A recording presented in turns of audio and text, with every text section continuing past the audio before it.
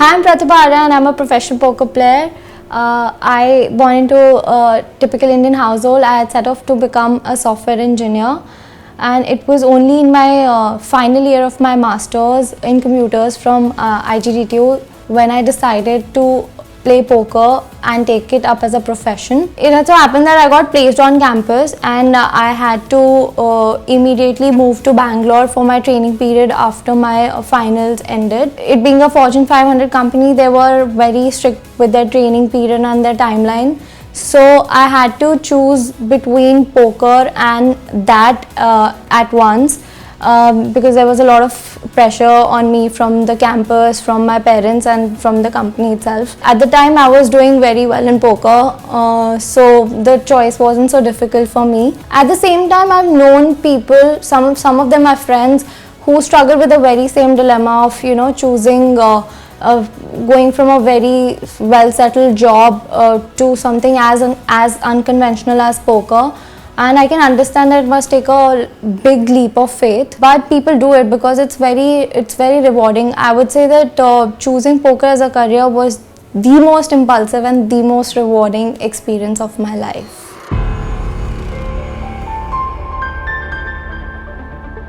One doesn't need any formal education to become a poker player. Anybody who has a mathematical or an analytical bent of mind can start, and is above 18 years of age can is eligible to play, and can also take it up as a career option like I did. There is a myth that surrounds poker that it involves very complex mathematics, and I would say that it is a very bad strategy on anybody's part who is trying to promote the game, because it is not the case at all. In fact, it needs very simple mental mathematics. You need only an equity in that. Like, it involves kind of math, like if I tell you that you have 1 out of 6 chances of winning, then you immediately know that you have 16%, or the kind of math that you have to do 54 into 5 in 10 seconds. The only catch is that you need to be able to do all these calculations very fast, because you only get 15 to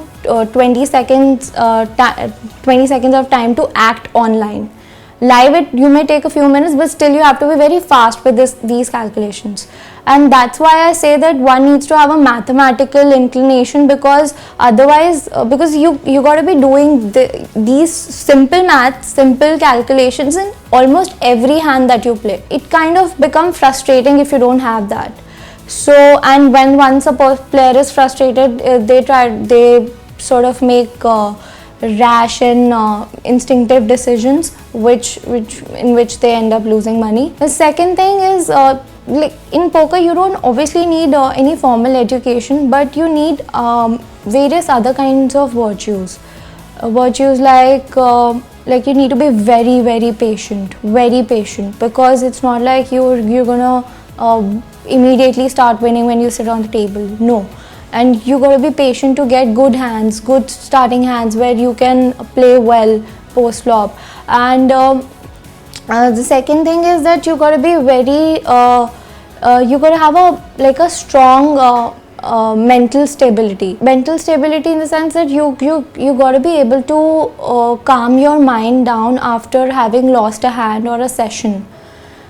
Thirdly, you need obviously you need physical fitness, because poker sessions are usually very long sessions. They go on for about 8 to 10 hours. I play for 8 to 10 hours every day, so you kind of have to have at least some kind of physical fitness, because otherwise you tend to slack and you start playing your B or C game, where you don't make money. Other things that you need in poker are you obviously, and it's one of the most important things, that you got to be very prudent with your bankroll management.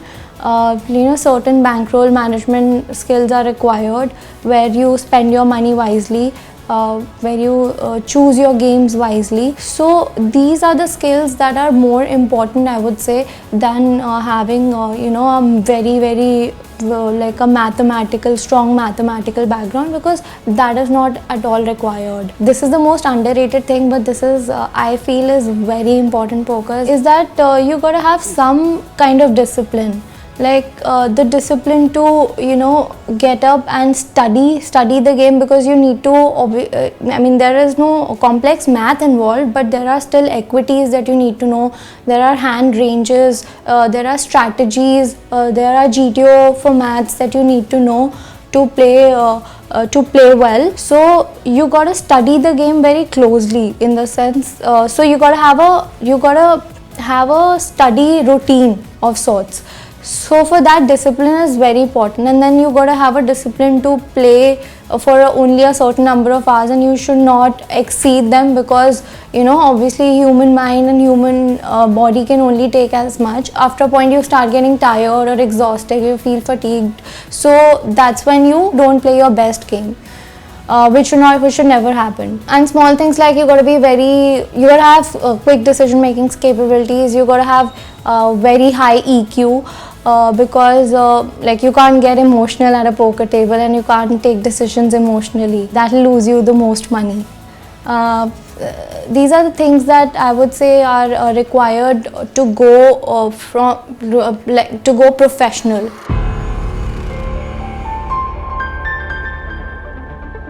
So firstly, poker is predominantly divided into two formats. One is cash games and the other one is tournaments. Cash games are the ones where you play every hand, and every hand has a direct impact on your winnings, like games that happen on Diwali where you win and lose a hand. Whereas on the other hand, tournaments are ones in which there are people buying for a certain fixed price, fixed amount of money, and there are various prices for the various positions. Then you can play poker live and online. I am an online player primarily, but I play live as well. So online games have got a big boost these days, so I would recommend anybody to start online. The opportunities in poker would be there are various streams that you get into.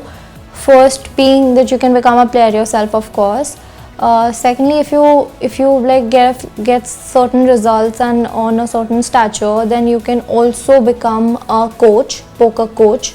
I've had a few coaches, and they're doing pretty well for themselves. Then another thing is that the streaming culture has gained quite a bit of popularity, and there have been streamers in India who've come up. A lot of streamers in India have come up who basically stream their games live, online games that they play, tournaments or cash games. They stream it live, and the viewers view them, and that's how they make money. Then another, if you are interested in the managerial or technical side of things, then you can also go work with the various websites that are there or various platforms.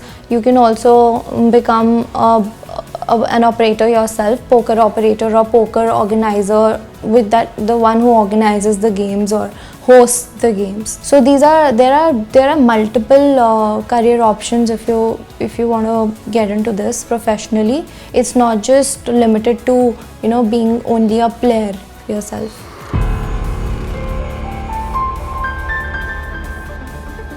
The challenges around poker are firstly that first and foremost is that it is considered, there's this taboo associated with it. It is considered a card game and hence gambling.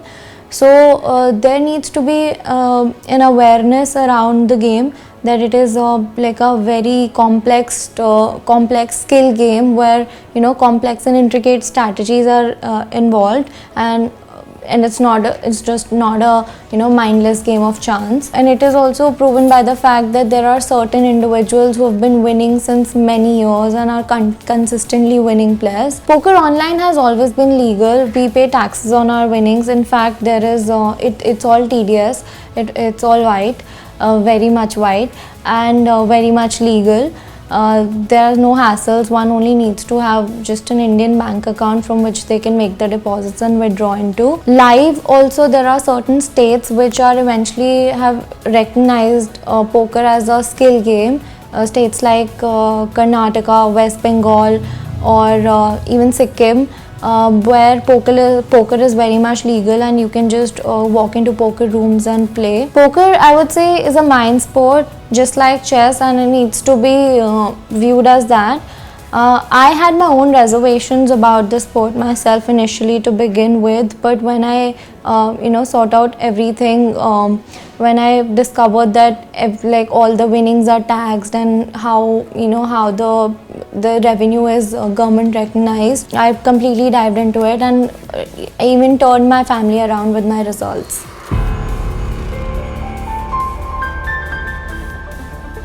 So financially, it took me around 6 to 8 months to make a certain decent bankroll with which I could take myself forward or move up the stakes. There is no cap on the winnings. You can win as much. In fact, I would say that in poker, you don't view your winnings in terms of money. You view your winnings in terms of ROIs, like you do with equities. And it is also a function of your bankroll to your starting bankroll that you start off with. For example, if I have a small bankroll, I'll start off with small games, and if you have a bigger bankroll, you'll start off with medium or bigger stakes. So you'll obviously end up making more money, but you can have a lesser ROI than I do. And now the industry is also booming with given the whole quarantine and lockdown thing. People are cooped up inside and have no other choice than to take up online activities. There's been a lot of influx of new players in poker, and not just players, there a lot of operators have come up, a lot of new websites and applications have come up. Therefore, in that sense, poker is a very fancy career, barring the tremendous amount of hard work and strategies that it involves, but that is the case with any other professions, I feel.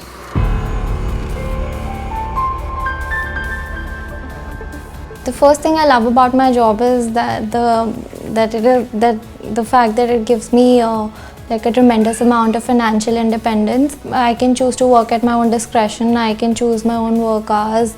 I have no timelines to abide by. I'm my own boss. Sometimes some of my sessions become the highlight of my day or even the month. So I enjoy that part of my job, the fact that it is rewarding. Poker obviously gives me the flexibility of time, so I can always balance my personal and professional life. Poker has enabled, or should I say that it has taught me the importance of certain things like meditation and yoga, which impact your mindset and which impact your mindset and hence your game. I mean, I don't think I'd been doing these things if I was in any other profession as regularly as I do now.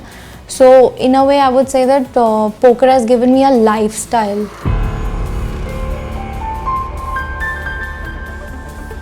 Poker is an exceedingly growing industry. 2019 was considered a golden year for poker, especially with so many poker leagues that have come up.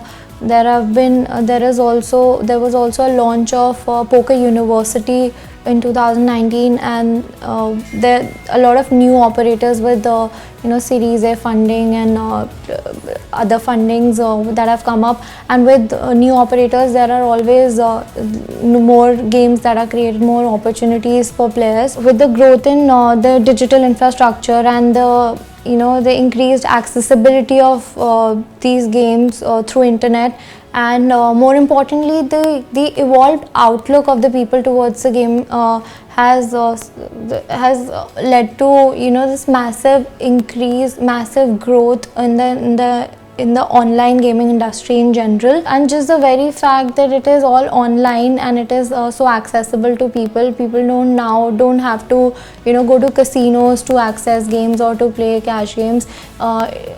They can just get online and make a small deposit and start playing. Online also does not have any spatial limitations, because in this whole pandemic scene, people are looking for activities to pass their time, or to inculcate intelligent hobbies. If you found this video helpful, subscribe to our channel for more career videos every week.